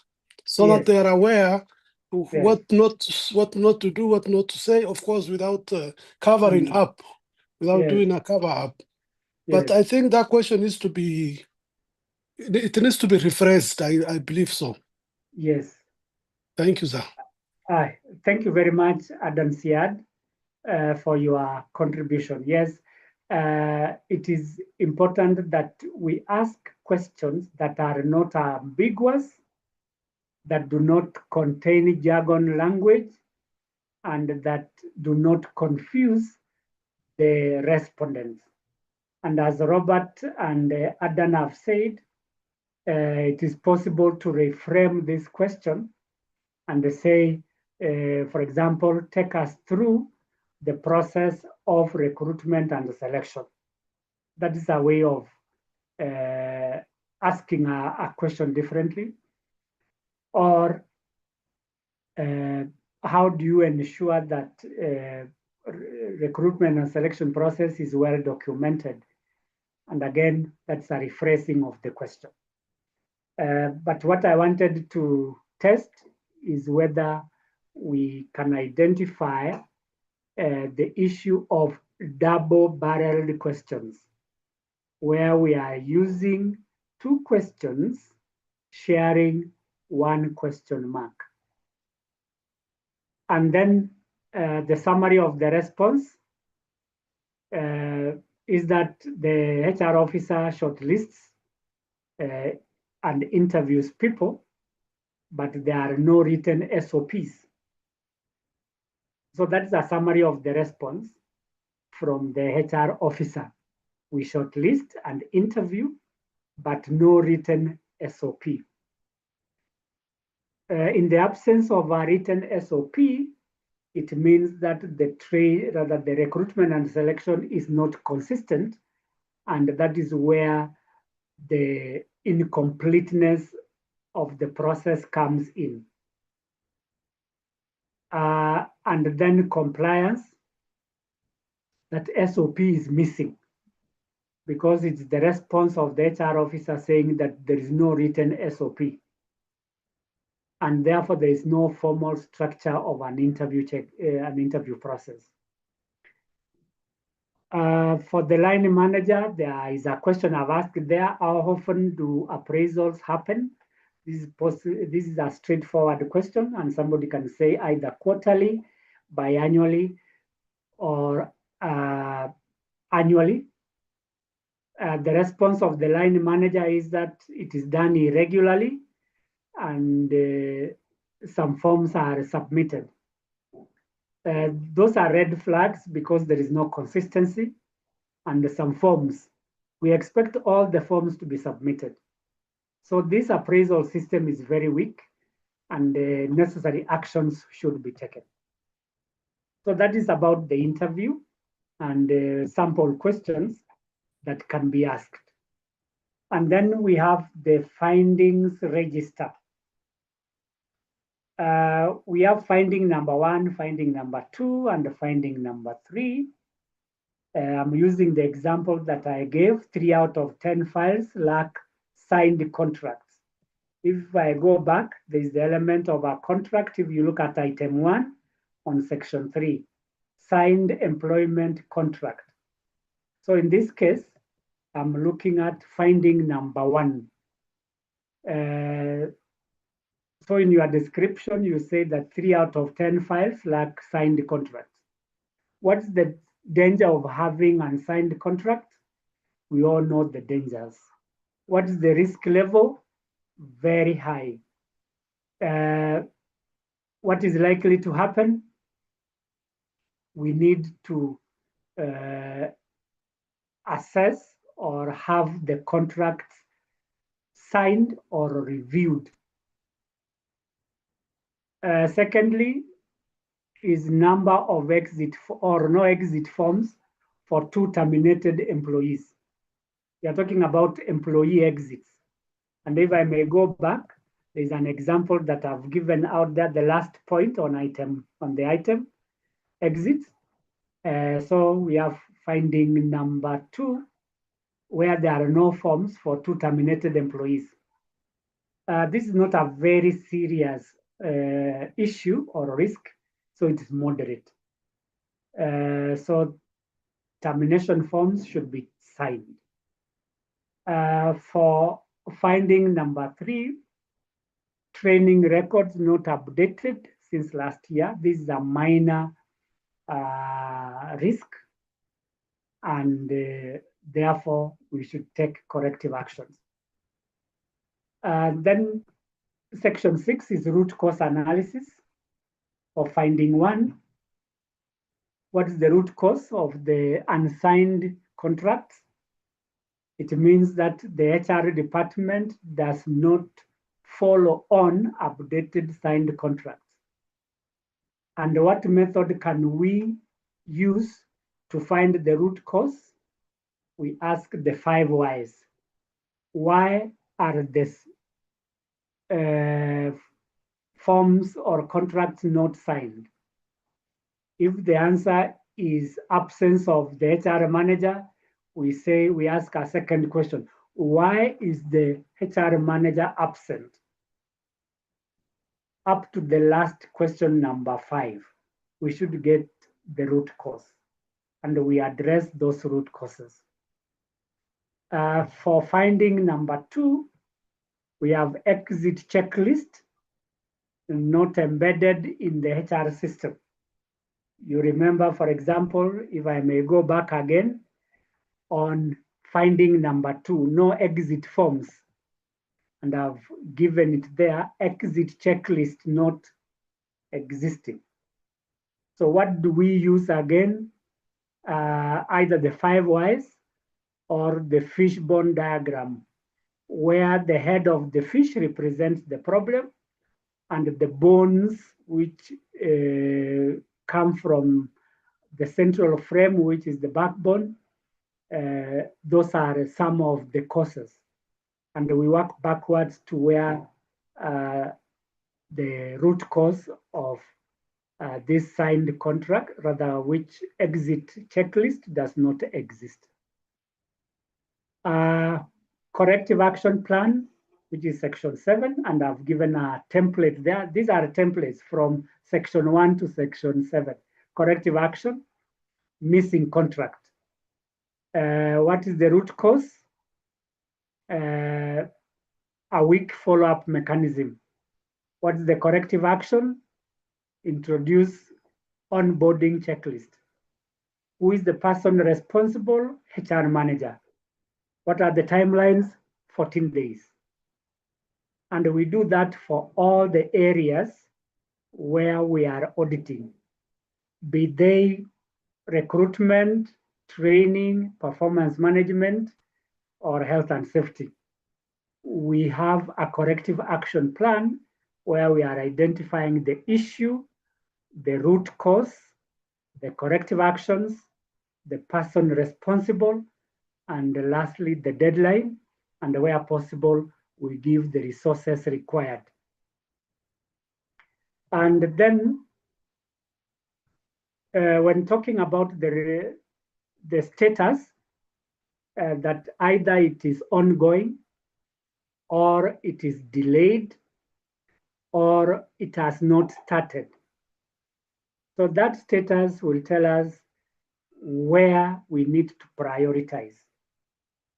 Because if we continue with the current state, we are likely to miss out on certain corrective actions and the priorities that we want to give all these recommendations.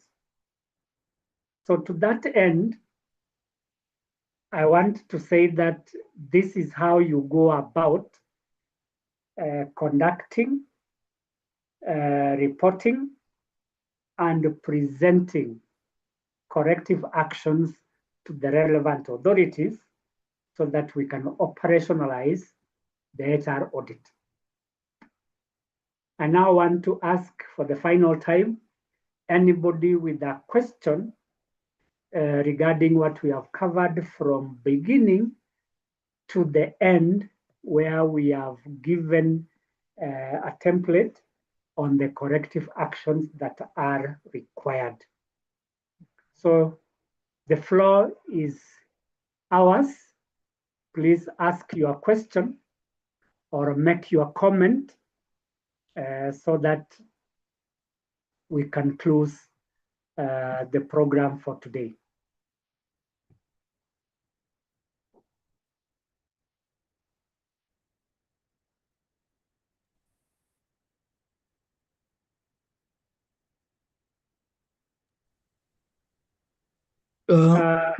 Yes? Hello, sir. I Robert. just want to thank you for this insightful training, but I Yes. also request that you can be able to share your contact just in case someone want to reach out for maybe further consultation as far as auditing is concerned. Thank you. Okay, I will leave that question to Dan, because he has all the contacts in case you want any assistance. He should be able to provide through our system. Any question related to what we have covered?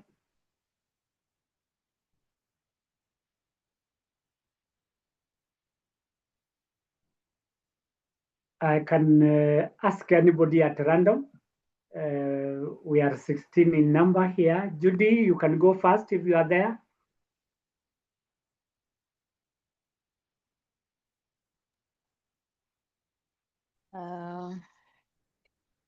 I do not have a question as at now. It was quite a lot to learn, so Yes. I'm still internalizing. From the beginning, the very first day to this time. Yes. We have really learned a lot. I just hope I can be able to implement it. I don't know if there are any sessions of practicals of companies that have undergone the audit process, but I would say I've learned quite a lot. That is what I would say right now. Okay. Thank you very much, Judy. And I'm happy that you have learned a lot since we started this program on Wednesday. And there are quite a number of takeaways that you can use in your own department to improve the performance of the HR function. On organizations that have already conducted this, I will ask that you network with your friends on this program. If you have any of their contacts, you can call them, especially those who have conducted. Adan's Yard sounds like they have conducted this audit, probably can be of great help or assistance to you. So if there is no other person who has a question or a comment to make, I want us to stop there for today and ask for the last time any comment or a question that you have.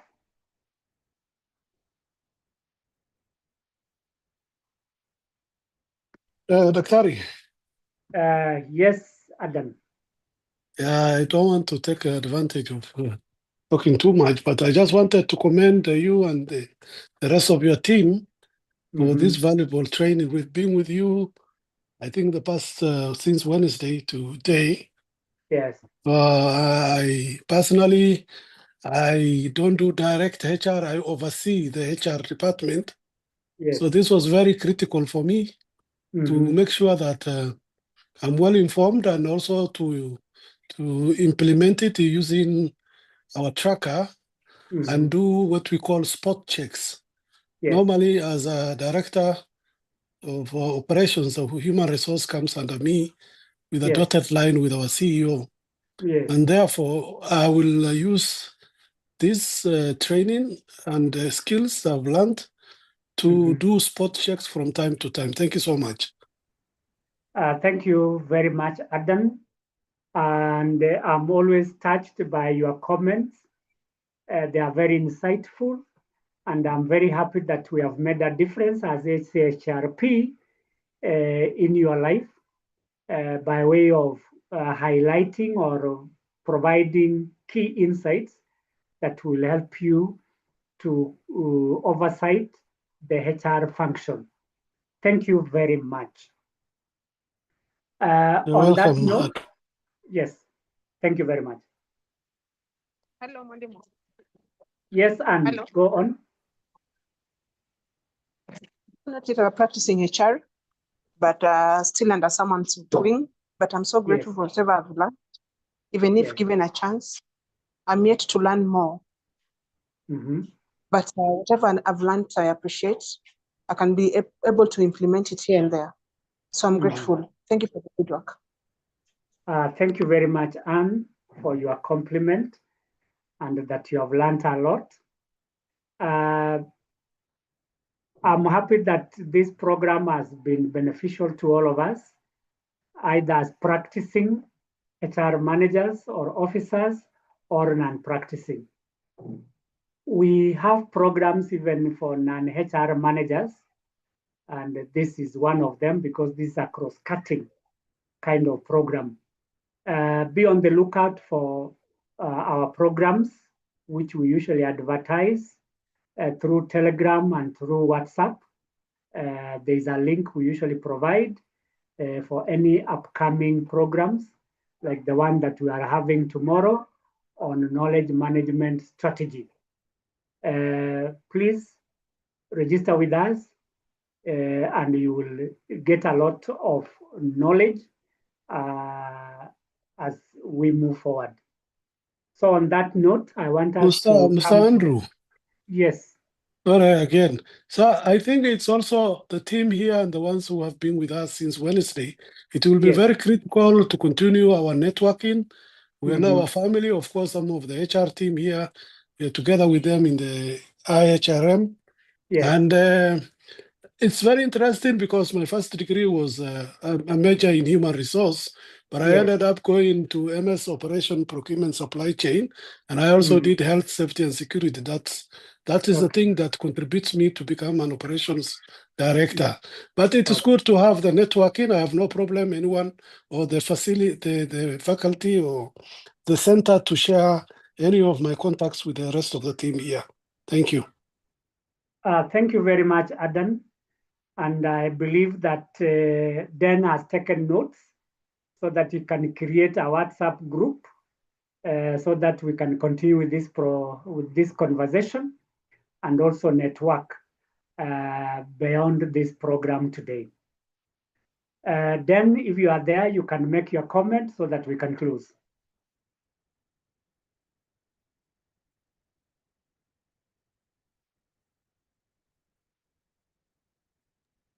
Thank you very much, Mr. Odari, for a very well-planned training.